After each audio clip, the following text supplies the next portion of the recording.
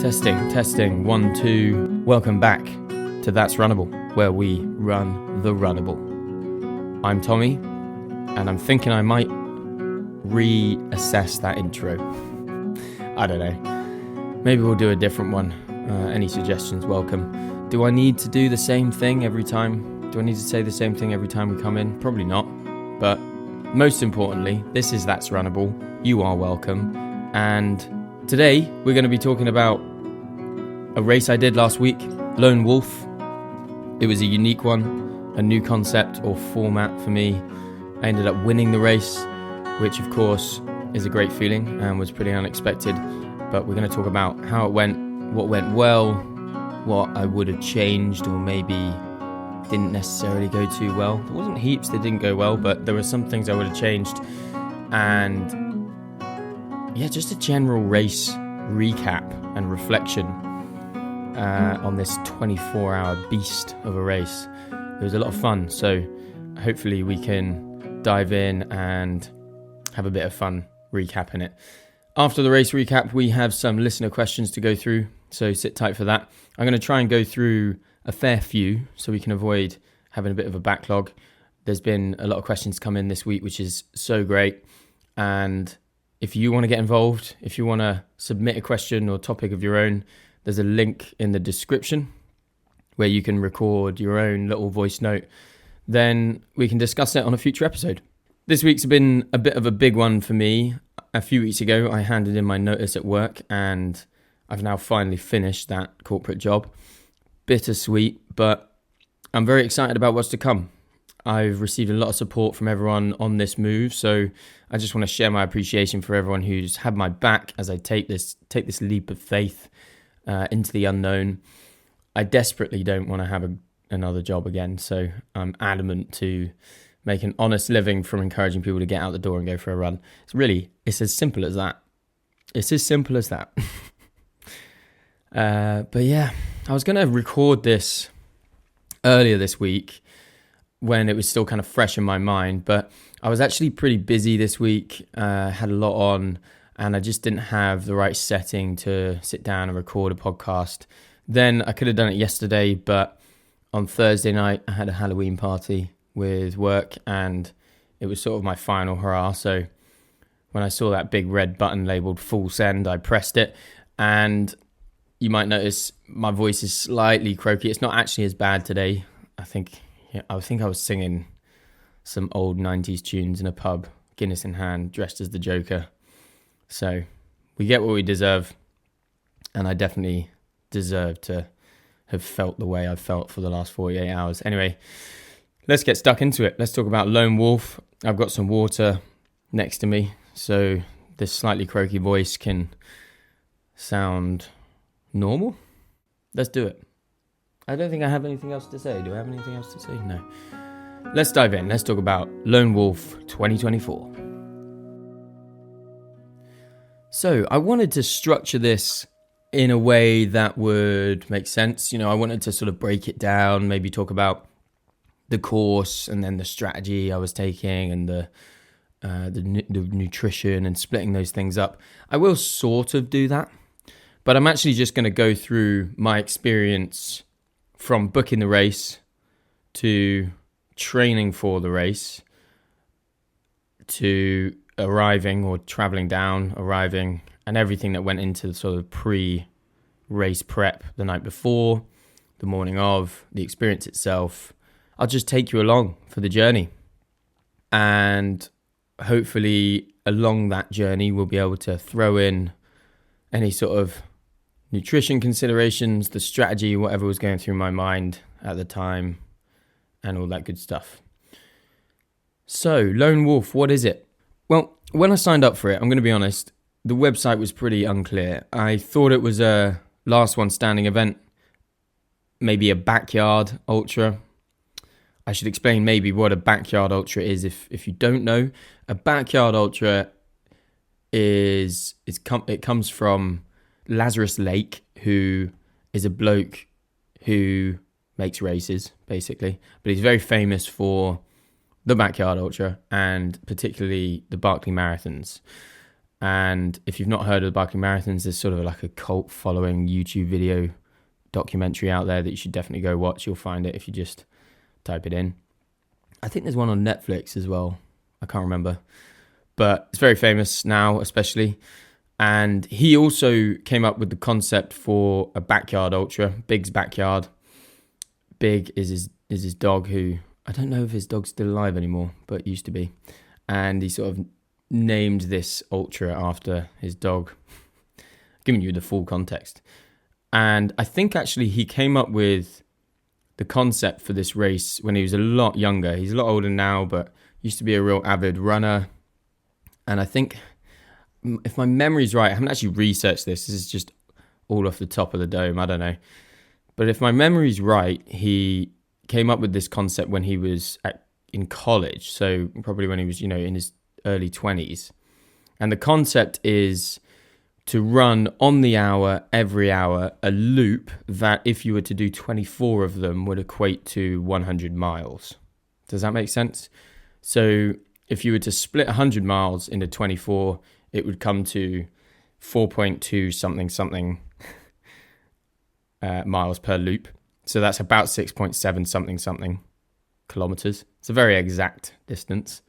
And so that's the official backyard concept, is that it's a 6.7 or 4.2k, 6.7k or 4.2 mile loop, and 24 hours would equate to 100 miles. And the idea of the race is that there's one winner, and it's the last one standing, and everyone else DNFs and fails, if you want to be harsh about it. And it's just go as long as you want. And not very long ago, I think 2 weeks ago, there were some records broken by some Belgians in some world championships. I didn't actually watch it, I just heard about it.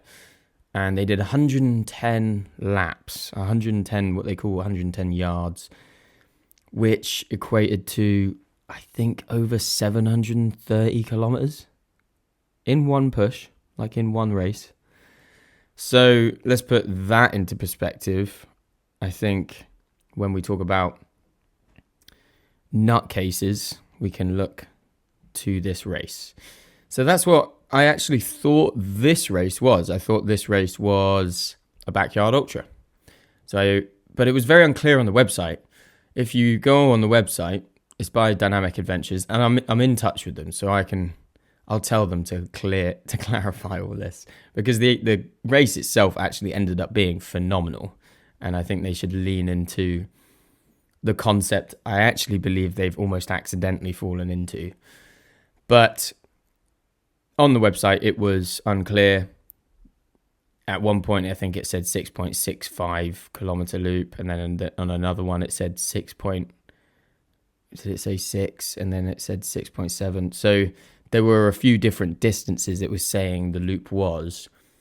And I suspect, they've been doing it for 5 years, I suspect they've actually had a different length of loop each time, because they've had different courses. This is the first time it was down in Haldon Forest, which is in Exeter. It's always in that area, but this is the first time it was in Haldon Forest. So that's the southwest of England. Beautiful setting, and it was a very nice day as well, so really made the forest look really pretty and nice. But the reality of the race was that it was a 24-hour race, so that was the limit that they had. So they could only go for 24 hours, which makes sense. And basically, if you made it to the 24th lap, anyone you were with it would be a race between the people on the 24th lap. And as I said, this was the 5th year. No one had made it to 24 hours before this year. I think last year's they only made it to 16 hours. So, didn't know what to expect going in. But I signed up for it, not really knowing that was going to be the concept. I actually just thought it was going to be a backyard. I thought, or at least if it wasn't exactly a backyard ultra, if the loop was shorter or whatever, I still thought it was last one standing. I still thought it was kind of unlimited number of loops.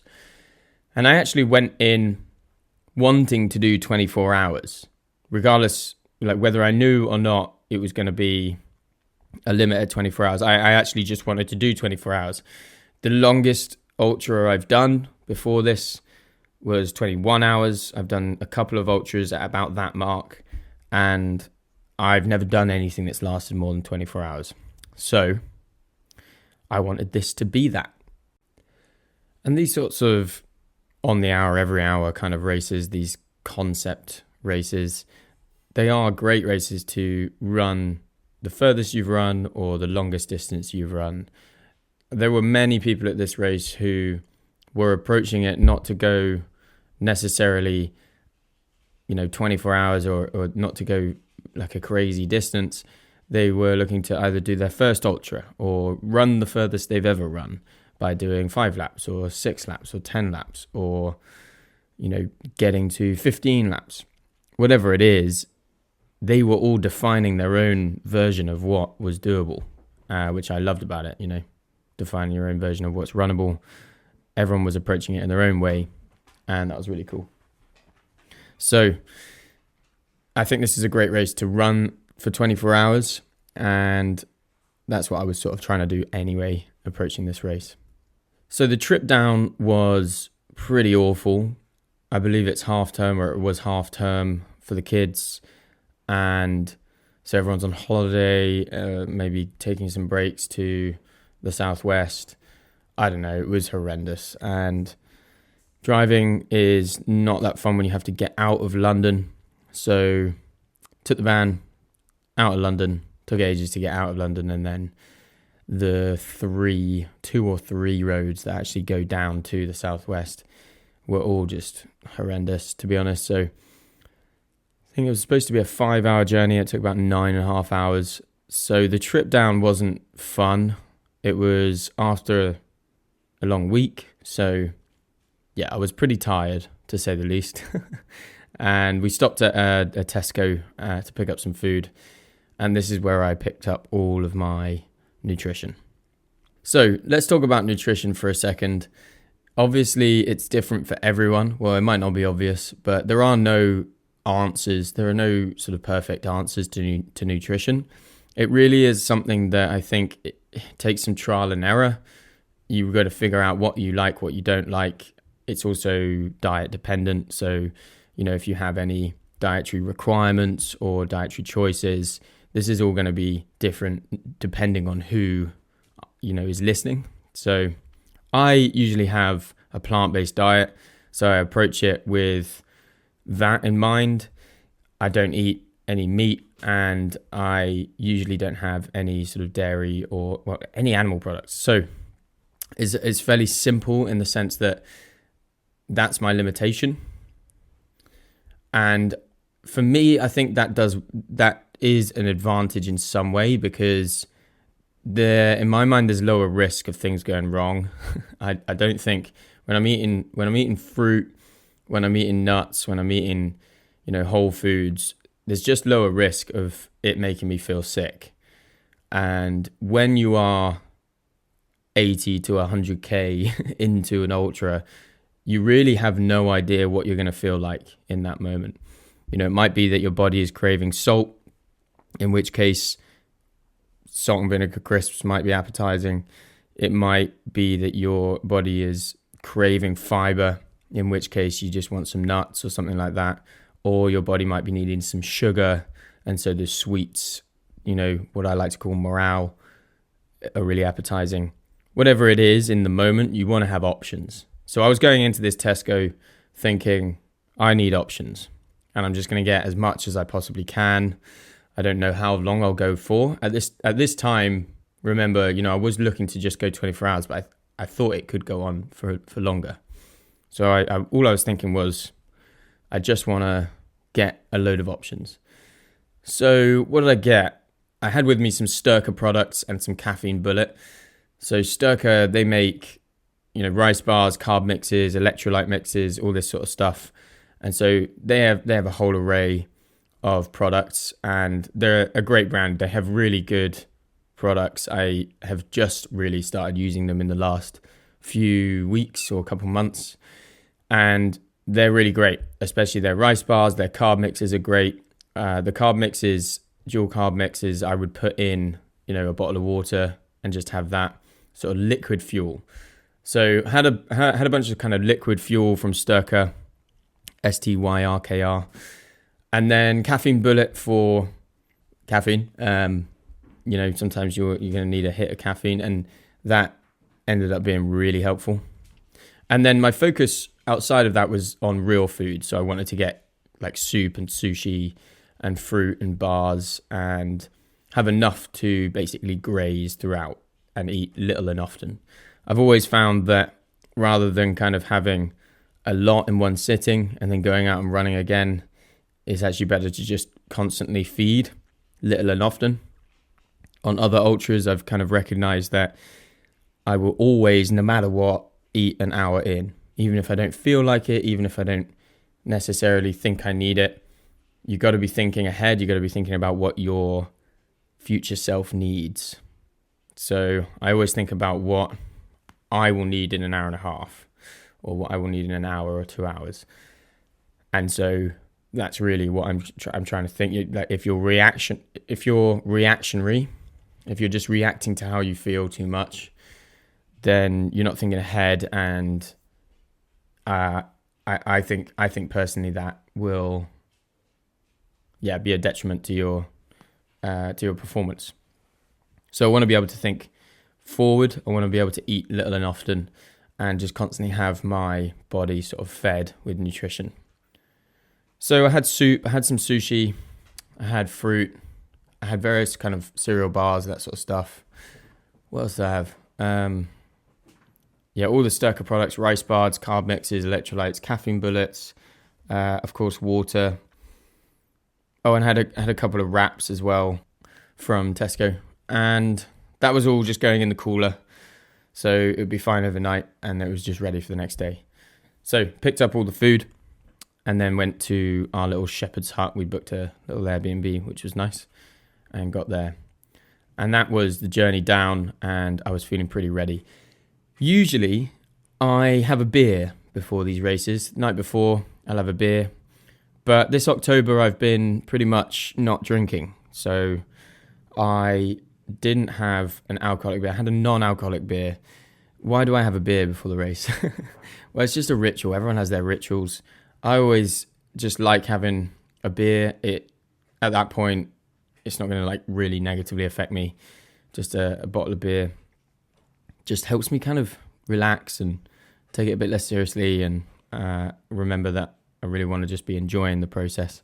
But the non-alcoholic beer did a good job, I think, a little bit of a placebo there. So that was the night before. So the next day I woke up and the race started at 10, but I think it was registration opened at 8 a.m. So I thought I'll get there at like 9:15 or something. And before the race, I packed like a bunch of stuff. I think the advantage with this race is I could just pack loads of stuff, and it was just one aid station, at the start and finish line, and you could just have loads of options. So as part of that, I thought I'd take more shoes, more options for shoes, which, other participants did as well. Just having the option there, if one pair of shoes starts rubbing, or if you just want a bit of a change, I think that is wise. I think if you have the option, you got the ability to do so, then it's great. So I was looking forward to having 4 different pairs of shoes. I had 2 pairs of Ultra Olympus 6s. One of the pairs was a size 10 in UK, and then the other pair was size 10.5. I think 10 was it's like a little bit too small, and it just runs a risk of just over time, if you're running a long race, you'll get a bit of a rub on the front of your foot. So I had a size 10.5, which I was happy with. And then I had some on running shoes as well. They were just maybe just to really change it up, because then not zero drop. Ultras are zero drop, wide toe box. These were slightly faster shoes. Thought that could be fun to have. And then I had some Innovate Trail Flies as well. Very minimal shoes, very comfortable. Probably my favorite of all of those shoes are the Innovate Trail Flies, just because they feel really nimble. and I didn't know what the course was going to be like.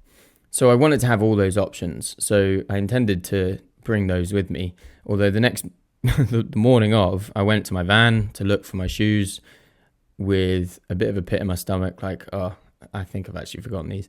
And sure enough, I'd forgotten all of my shoes except just one pair, which I was wearing as I drove. That was the Ultra Olympus 6s in a size 10.5. So they were actually the shoes that I think were the safest bet for the whole thing, but they're very big, goofy shoes. I've got quite big feet for my size. I'm about 5'9", and I've got size 10.5 feet. It's just quite big, goofy, long feet. And so when it comes to like wearing big looking shoes, I just don't love it. You know, the Ultra Olympus 6s, they're quite heavy, they're quite big. So I didn't feel great in them, to be honest. And I was a bit annoyed at myself that I'd forgotten the other shoes. I didn't have any other options. So that's probably the biggest thing I would have changed if I were to do it again. Remember the shoes and like to have all the options. That would have been good. But that was the only real thing that was a bit of a mistake. Everything else was fine. I was packed up, I was ready to go. So we arrived at about 9:15, registered, all very easy to find it, easy to find the hall that we were situated in. Went in there.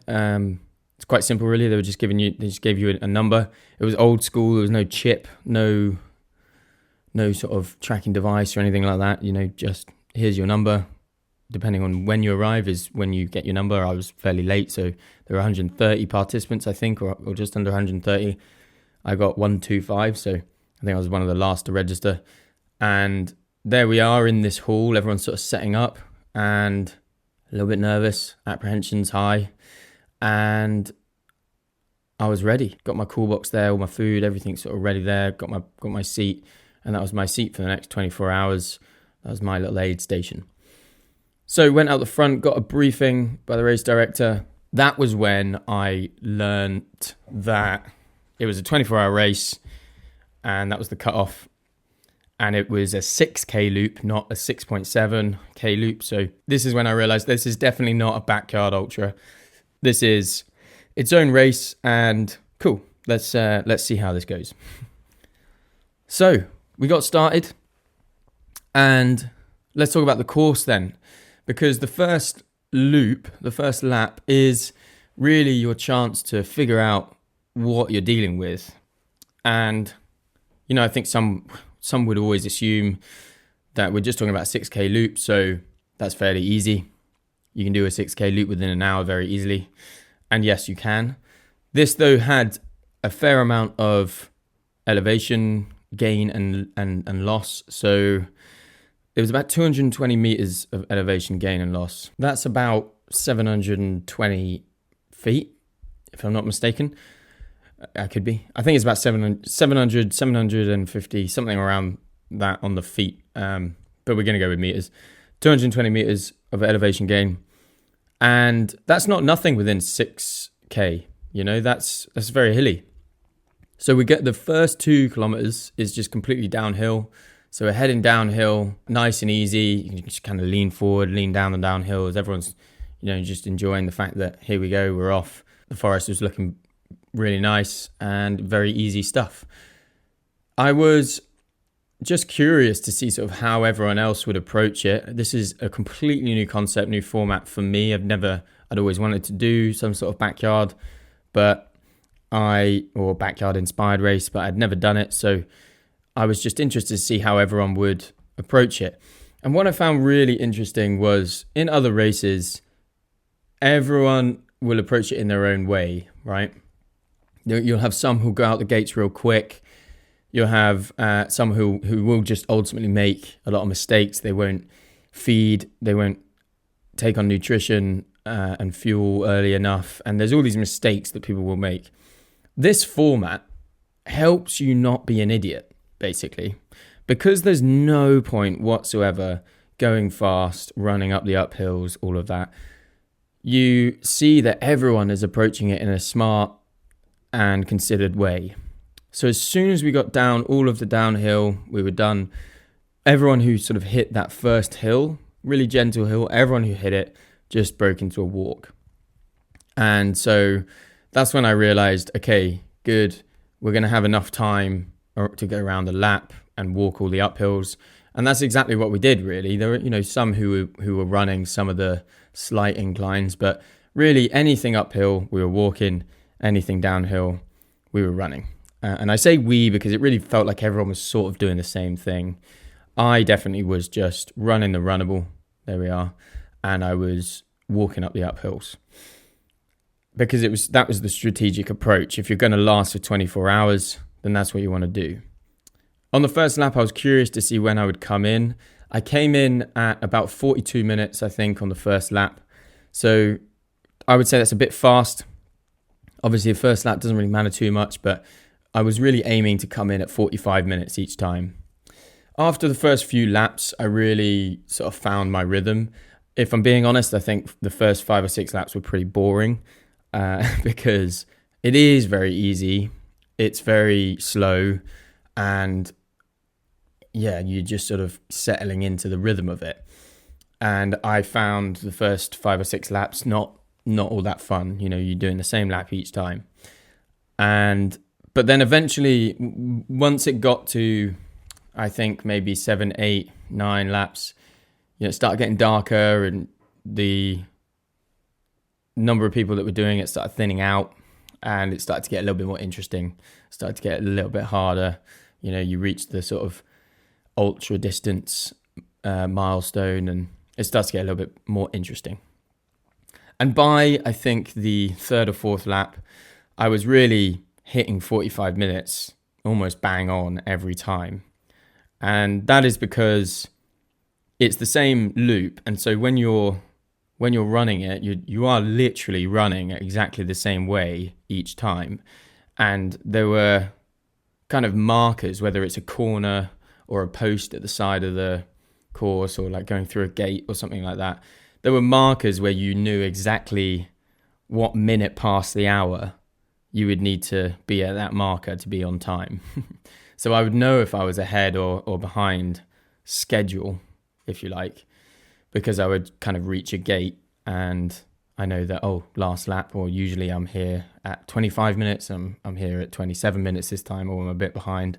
But it didn't matter too much, If you were late if you sort of didn't give yourself enough time, then you just had to have a quicker turnaround, right? And actually the reality was you were allowed to leave the aid station after the hour. It was just, you just had to make sure you got back before the end of the hour. So I didn't really approach it like that. There wasn't a single lap where I didn't go at the gun, but you could have done that, if you needed a bit more time to do some extra things in the aid station, if you know what I mean. So yeah, it was like clockwork by that time. And I think at the 10th lap, people really started to kind of drop off a lot more. So we had people that were just planning on taking on 10 laps and they did that and then left. And it's really great. You get to sort of share entire laps with people because you're not racing. It doesn't really matter the speed that you're going. There were some times where once I got a little bit more tired, I wanted to lean downhill, and others maybe wanted to go a bit slower. And there are different strategies that people take. You know your strengths and weaknesses, so you got to know where you want to run and that sort of stuff. But for the most part, you can spend an entire lap or a few laps with 1 or 2 people and get chatting and get to know people. And that was really cool. It was getting to know, different participants. And as with any sort of running, the endorphins are firing and you're having good deep chats, and got to know some really cool stories, some really cool people. And that was one of the highlights for me, definitely, is that you get to run with people. One of the beauties of this format of race is that you're never really alone until the sort of final laps. There's few times where you're going to be alone, and there's always someone there. So that was nice. In terms of the strategy, I mentioned there that I wanted to come in at 45 minutes each time. That was the aim. So why was I aiming to come in at 45 minutes and not 40 or not 50? Well, I wanted enough time to actually relax and actually get my nutrition in order and do what I needed to do, but I didn't want to give too much time. The reason I didn't want to give too much time was once you get beyond a certain distance, once you get really deep into the race, there is genuinely a risk of seizing up in those rest periods. And it's very tempting to, go over to your aid station, get into your sleeping bag and just sit down the entire time. And whilst I would sit down quite often and actually relax and maybe post a few stories on Instagram or, get the nutrition in, give my phone a little bit more of a boost, whatever it was, I tried to keep moving a bit and tried to avoid seizing up. If I gave myself 20 minutes each time, I actually think it would make it harder. And I'd also be pushing just a bit too hard on the loops that I was doing. And I didn't want to push. There's no need. 15 minutes was a perfect amount of time. It was very relaxed amount of time to have between laps. And yeah, it wasn't too much time to seize up. And it just didn't feel rushed. So I was really thinking 45 minutes was the best. If I was to do a backyard ultra with slightly more distance, maybe I would only give myself 10 minutes and I would just come in 50 minutes. I think that's fine as well. Probably a good strategic play. For me though, I knew I was doing 24 laps and I knew that 45 minutes felt like it worked for me. So yeah, that was my strategy. Come in at 45 minutes each time, give myself 15 minutes, think ahead as well on what I was doing, what I sort of felt like in terms of food. The beauty of the race was that you could spend that 45 minutes actually thinking about how you're going to spend the 15 minutes of rest. And that was actually probably the more challenging part of the race in some ways than the strategy of the running. The strategy of the loop itself, once you lock that in, you've locked that in, you're doing the same loop each time, you're running the same runnable sections, you're walking up the same sections. It's all pretty, it operates like clockwork. But each aid station, each time you got back to the aid station, you could approach it in a different way. And you could think, right, I might have a slightly bigger meal this time, or I might focus on liquid energy. I might make sure I get my electrolytes in. What am I going to do? Am I going to get my sleeping bag out? Do I need to just warm up a bit? Do I need to put on another layer? All of these questions needed to be answered before you got into the aid station. So that was one of the challenges, was making the aid station 15 minutes as productive as you possibly could. So once night fell and the sun set, the mood changed a fair amount, and I personally found that it got more interesting. I enjoyed when the night came. I kind of enjoyed that it became a little bit more interesting, and it felt like more of an ultra, Whereas before it was just sort of doing laps in the day. It was fine, but it wasn't as interesting to me. I was having slight issues with stones and endlessly just going in my shoes. I don't know how I would change that, to be honest. I think actually one of the things maybe would just be to wear thicker socks and tighter shoes. These Ultra Olympus 6s, they were big, man. Not a huge fan of how big and spacious they were. They just didn't feel great, and just endlessly having stones in my shoes that I was running on, and that's no fun. So that was a bit frustrating, something that comes to mind. But once the night came, head torches on, yeah, it got just that little bit more serious. A lot of people dropped out at midnight. I think that was a threshold for some people. I think that was 14 hours. So people were sort of keen to maybe drop off at midnight, go home. That's completely fair enough. And so, yeah, deep into the morning, it started really thinning out. I think there were two remaining females. They, I think, pushed through to 16, 17 hours. I think the female winner was 17 hours, and then she called it. And then it was just by the end, and then there were, how many? I think then at that point there were about 7 of us guys left, and everyone seemed pretty adamant to make it to 24 hours. That was everyone's intention anyway. And then by, I want to say 19 hours. I think a couple of others dropped off. And then for the final 4 or 5 hours, there were 5 of us. We had Martin, Chris, JD, Shane, and myself.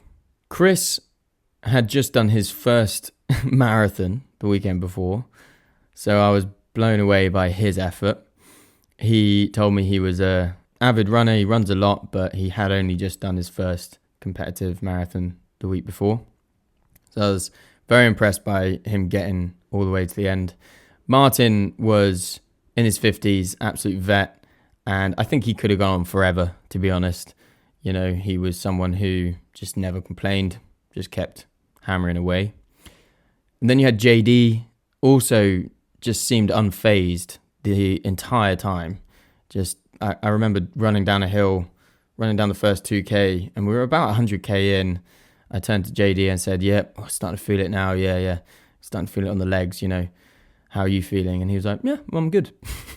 I was like, wait, so JD, you're telling me you're 100K into an ultra and you feel untouched? And he was like, yeah, pretty untouched. So, you know, we're dealing with people that are, just beasts. And I think JD had a lot of experience with these, you know, backyard ultra concept races formats. So he was quite experienced with how to approach this sort of stuff. And then you had Shane, who has an amazing story. He's lost an incredible amount of weight in, I think, the last few years. Actually don't know exactly when he lost all the weight, but really impressive guy and very, very quick on the downhills. He was letting us know that his strengths were on the downhills in the last few laps. So it was difficult to know how he'd take on that final lap. Now, the reason I sort of broke down the final 5 is we became quite close, I guess, in the last sort of 5 or 6 laps. There's, you know, 5 people left and it's just you coming in. And most, you know, you'd sort of lock in with one person on a lap and you do maybe the whole lap with them, or sometimes you might be alone. And at this point, you really do need to be strategic. You're pretty tired. You're very tired.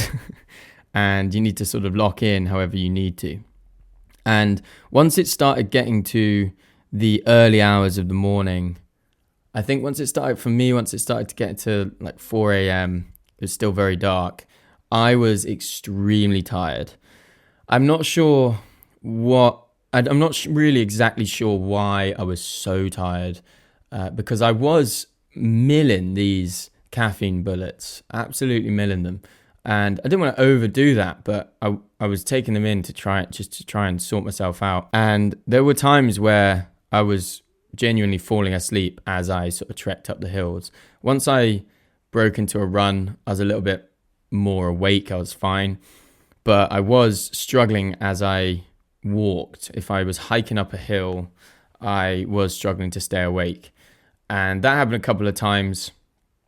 And I've been there before. I've been there on the mountains before. I didn't feel like it was unfamiliar territory, but I was getting frustrated with how uncontrollably tired I was and how I just really needed to wake up. So, you know, I was taking more of these caffeine bullet sweets, and it was helping. But what I really needed was the sun to come up. Everyone was sort of praying for that sun to come up sooner than it was going to. And eventually I think it was about 7 a.m., the lap that was from 7 to 8 a.m., we saw a change in the light. And that was a beautiful gift for all of us, I think.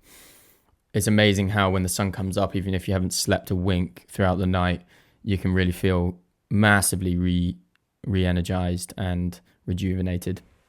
And that's what happened for me. I felt like a new man when the sun came up. And so on the final few laps, there's 5 of us, and we're kind of sizing each other up in a way, I think. You know, there were definitely Shane, JD, and myself were considering, you know, the race win is in the bag here if you do a good final lap. And so I was sort of considering how these guys would be doing. I think Martin probably didn't have the pace in him, but he's someone who could have gone forever. Chris was humbly saying he wasn't even going to try on the final lap. JD was, keeping quiet. I don't know. He seemed pretty unfazed, and I didn't know how much pace he had in him. He seemed pretty strong on the uphills. JD was marching up the uphills, and he was slightly weaker on the downhill. And then you had Shane, who was incredibly strong on the downhill, but was, I know, potentially weaker on the uphill. I couldn't know. Maybe he was just preserving energy. And then for myself, I actually felt strong on both. If I'm being honest, I felt like I was strong on the downhill, and I felt like I could be strong on the uphill, but I wasn't necessarily letting everyone know that, because there was really no point to be wasting energy on the uphills. So I was leaving it all to the last lap, and I knew that I would have some spring to let the beast play. But it was interesting. Shane was sort of letting us know in the last 4 laps that he was strong on the downhill, and what he was doing was going pretty hard downhill for that first 2K, getting some distance on us, and then he was winning each lap. Not that it necessarily mattered, but he did say to us afterwards he was trying to play mind games. So big up yourself, Shane. Good effort. You did make us a little bit fearful of what the final lap had in store. But alas, the final lap came around, and to be honest, I didn't know for sure whether I had it in me. I felt obviously pretty knackered. We were 140 or so. Well, my watch was saying we were 140k into the race. Really we were about 138 technically into the race, and so it was a pretty damn long warm up for a sprint finish. But the last lap, because there were many of us, we had one first place award, and it had to be given to someone. So the last lap was a race, and off we went. The sun was up now. We were all re-energized, and all I knew was that if I could keep up with Shane on the first downhill, the 2K downhill, I think I'd be in good stead to win the race. And so that's what I tried to do. And oh man, Shane was gassing it down that hill. I think we were hitting, down that hill, I think we were hitting 310s, 320s per K. It was really quick, and I couldn't really believe either of us had it in us to race down there. And I was breathing down his neck, and I think, I don't want to speak for him, but it was we were sort of three quarters of the way on the downhill, and I just saw Shane ease up a slight amount, and I knew that I had that opportunity to overtake. So I overtook just towards the end of that downhill, went round that corner, and he said to me after the race that as soon as I hit that first uphill and ran up it, he got a bit disheartened. And that was my intention, to run up everything, to basically just gun it on the final lap. I had 6K to just do my absolute best. And I think I broke into a walk or a march twice, because there were 2 really steep, particularly steep bits. But the rest of it, I did run.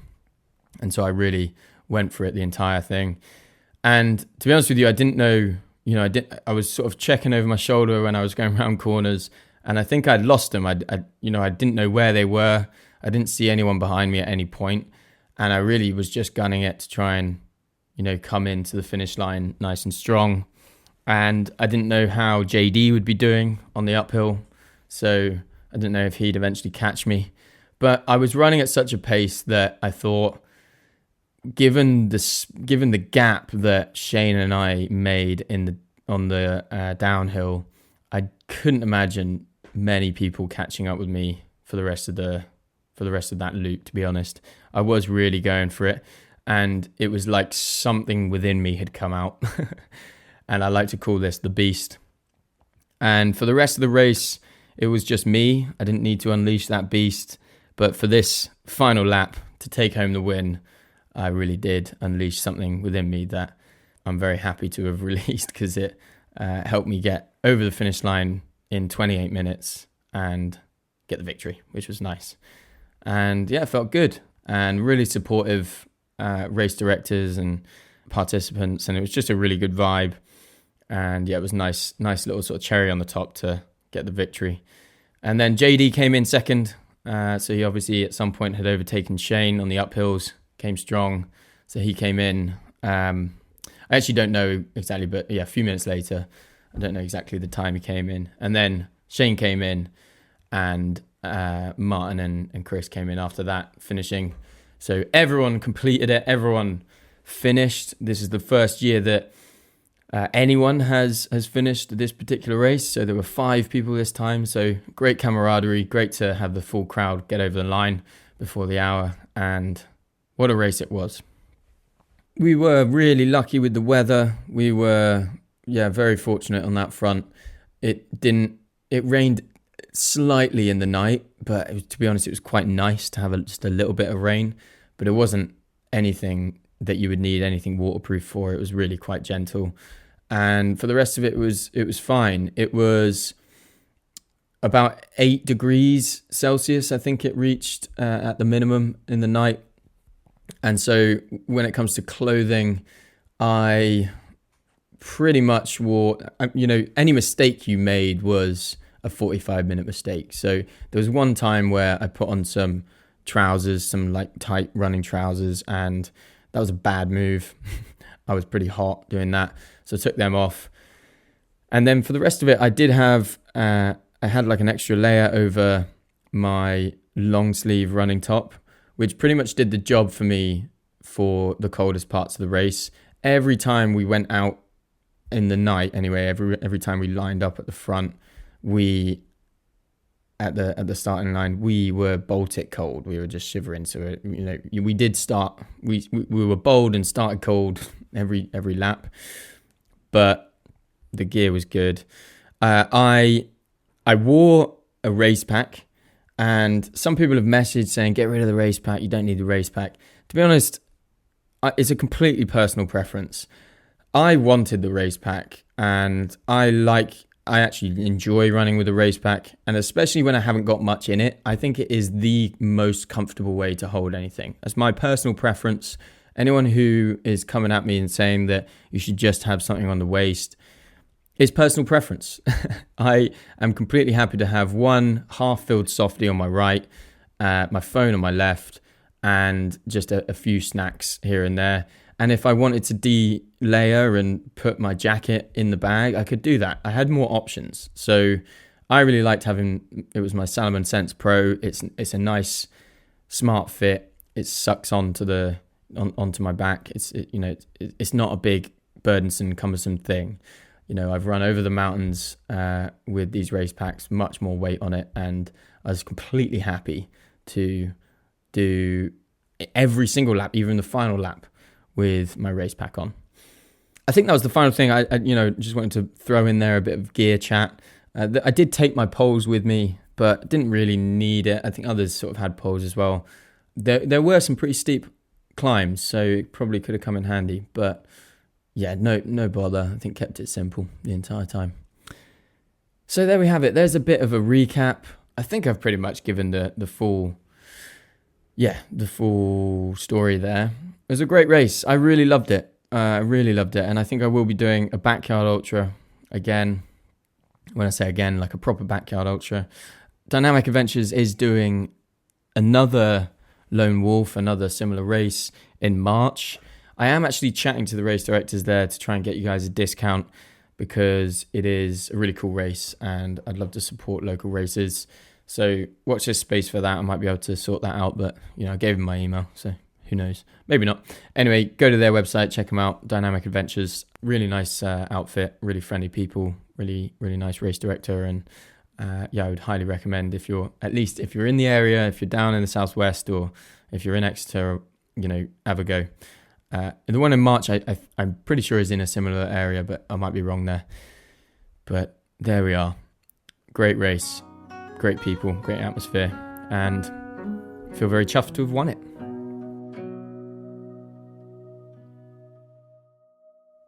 Okay, we've reached that part of the episode where we do some listener questions. I love this part personally, and It's been great to receive all these questions. We've got a bunch in there sort of backlogged. I'm going to try and get through as many as I can today without trying to rush the answers to the questions. I'm just swatting away a fly right now.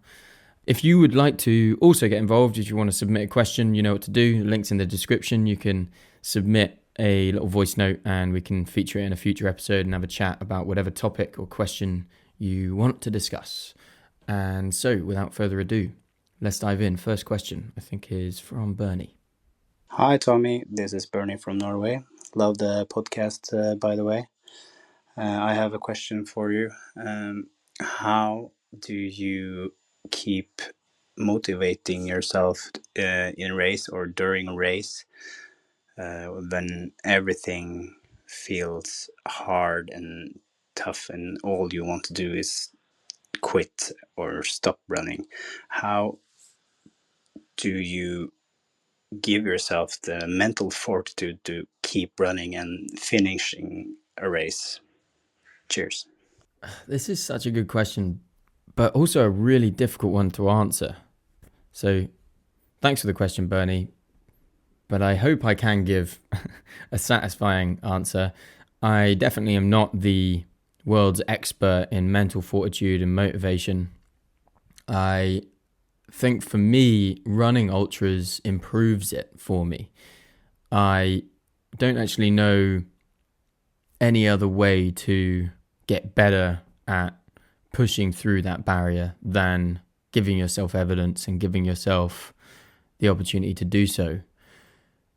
You know, someone messaged me on Instagram the other day saying they were doing their first ever 5K and they were terrified. And I sort of responded, like, what are you scared of? You know, what is it that you're, in your words, terrified about? And by the time I had replied, she had completed it. And she said, you know, I did it. I ran it all without stopping and realized that there was nothing to be scared of. And I think that just speaks to the value of experience, you know, of giving yourself evidence. You know, this person I'm referring to here was scared of getting out of breath during a 5K, something that is actually necessary as part of running a 5K. It's a very normal, natural thing for us to do, to get out of breath, to push ourselves to a point where we want to stop. And that can be different for everyone. The barrier as well looks very different. And I don't know. I actually don't know the answer. How do you find the motivation, or how do you find the mental fortitude? I really don't know. But one thing I hate is quitting. One thing I think is really unnecessary is quitting. And for this race, for example, that we've just recapped, I just was adamant I wouldn't quit in the chair. You know, whatever happened, if I finished before I hit 24 hours, I was adamant that someone else would make that decision for me. That maybe I would limp around the course and not make it in time. Or maybe I'd be puking around everywhere and be told that I have to stop because I'm ill. But I won't make that decision. And you just have to make promises to yourself. It's how I see it is, it's far more disappointing to have quit than it is painful to succeed or to get to the place that you want to be. So there's a huge amount you need to endure. There's that discomfort, there is that pain, there is whatever you're having to overcome. Of course, that has its challenges. But I think failure, I think choosing to quit, I think giving up on what you promised yourself you would do is actually far more painful. Living with that is far more painful than the temporary discomfort that's required to get to where you want to be. So reframing it maybe is helpful.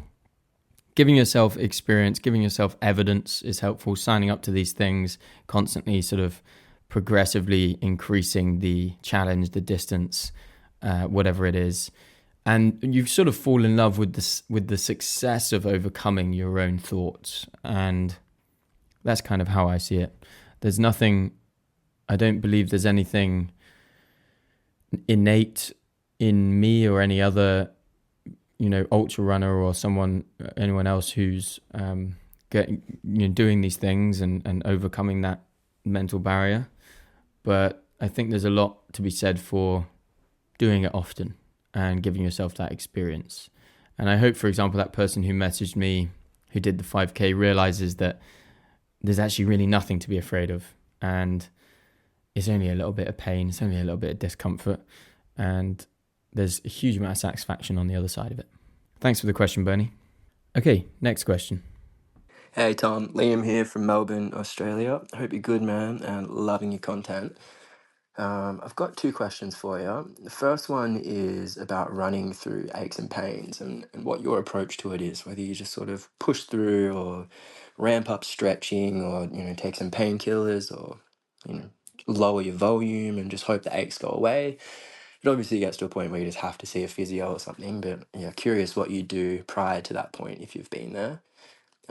We in Australia, obviously, we look up to Ned Brockman, who will just run until his feet explode.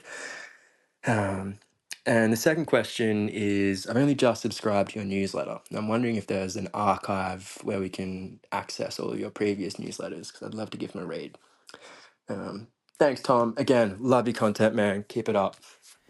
Thanks, Liam. Appreciate it, man. And okay, so this is quite a similar question to the previous one in some ways, but actually there's a slight difference in it. What I think we can talk about here is noticing the difference between pain and injury. There will be times where you're just dealing with aches and pains and you just have to push through that.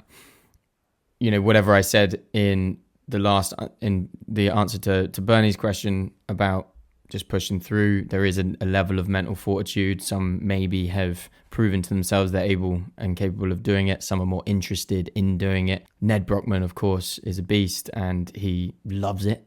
Not everyone's going to love it. He manages to reframe it in his mind and he actually enjoys the process of it, I believe. There is a difference though between pushing through aches and muscle ache and just a bit of discomfort and pain and actually causing an injury. So you need to be careful. Don't be all goggins about it every time. Don't try and be all tough just for the sake of it.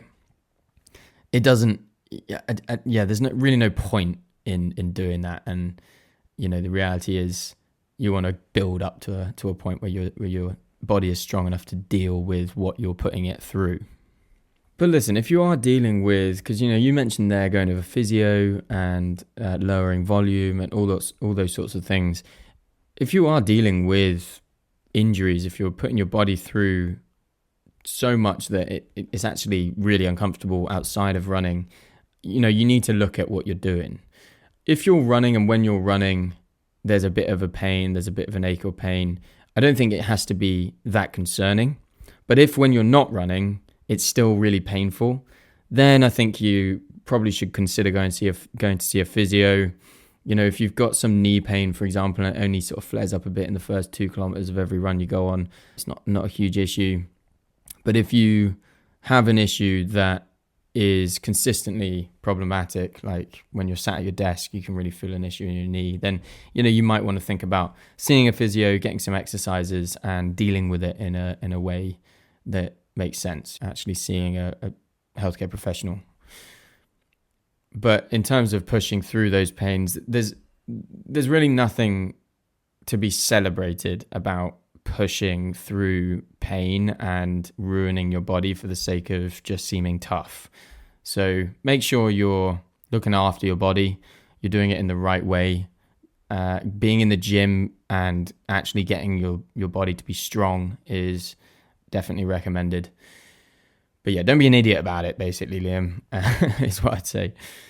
There are people out there who you can look up to and say, wow, they've done an amazing thing there. They've run a huge distance. But, if you're just looking at that as the pinnacle of what you think is cool and amazing, then, you might find yourself following in their footsteps in the wrong way. So just be careful.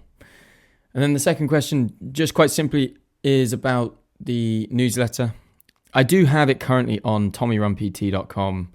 I am trying to shift everything over to That's Runnable, so it will soon be in a different place, and the hope is to have it on that'srunnable.com. But all of my newsletters are up. All of the previous 20 newsletters are up on tommyrunpt.com, so you can have a look at them and have a read if you're ever bored. There you go. Thanks, Liam. Appreciate it. And we've got another question here from Chris. Hi, Tommy. It's Chris, otherwise known as KC Runs on Instagram.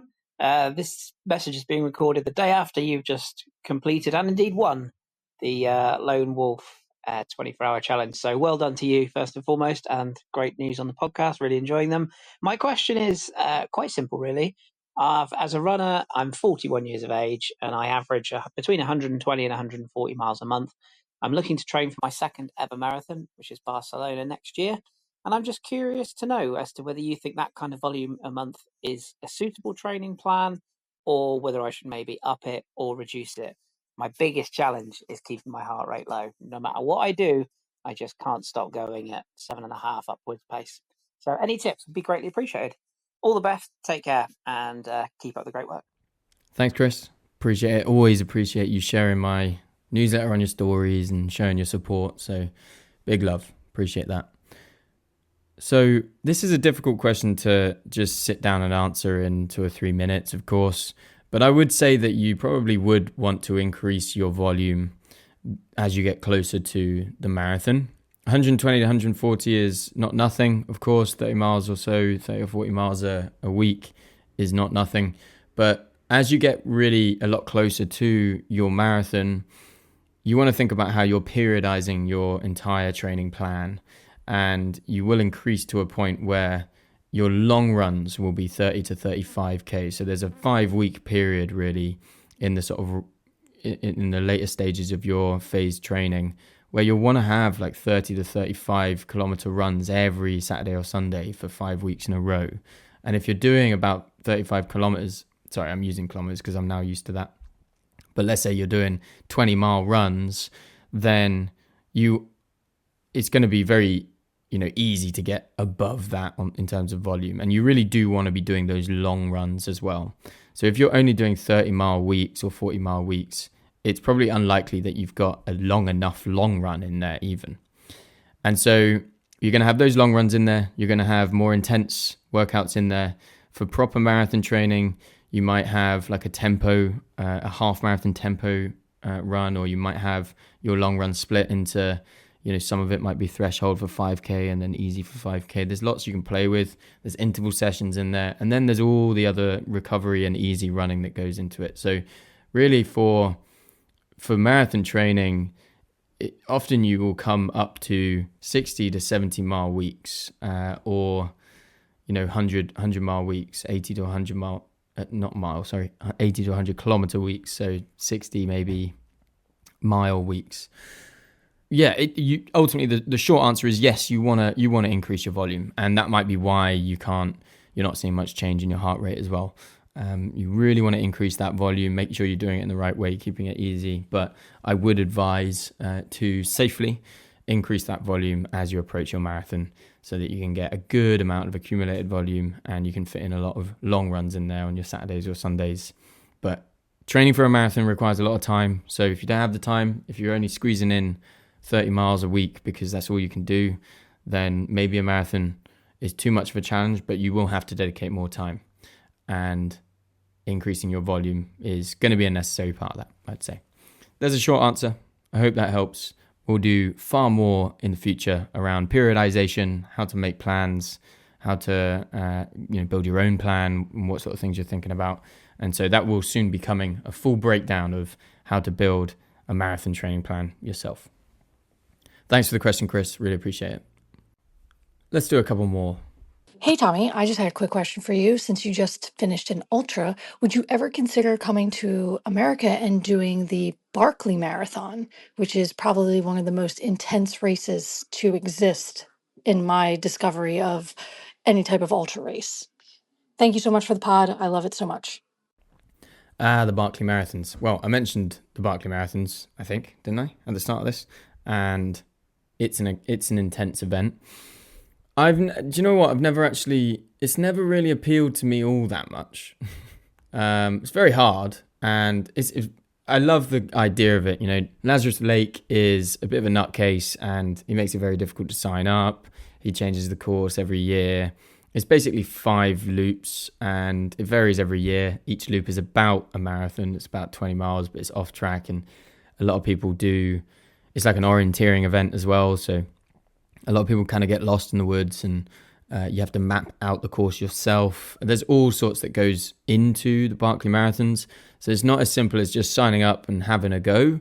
It's a whole endeavor. It's a whole adventure, and that's a lot of time. It's a lot of attention, and for me, at this point in my ultra running life, it doesn't appeal that much to me right now.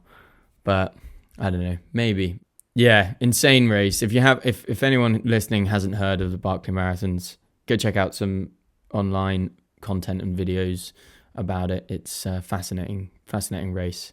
And yeah, maybe one day I'll get on a mission to sign up and have a go. But at this stage, there's just so many other races out there to do. And there's loads of very intense races. Whether it's, especially in the States, whether it's Badwater 1 through 5, Moab 240, Cocodona 250, there's a lot of very intense and difficult races to do that are a little bit simpler in their format and, in my opinion, to me, a little bit more appealing. But there we go. Thanks, Erica. Appreciate the question there. Okay, let's do one more question. Hi, Tommy. This is Tom from Reading.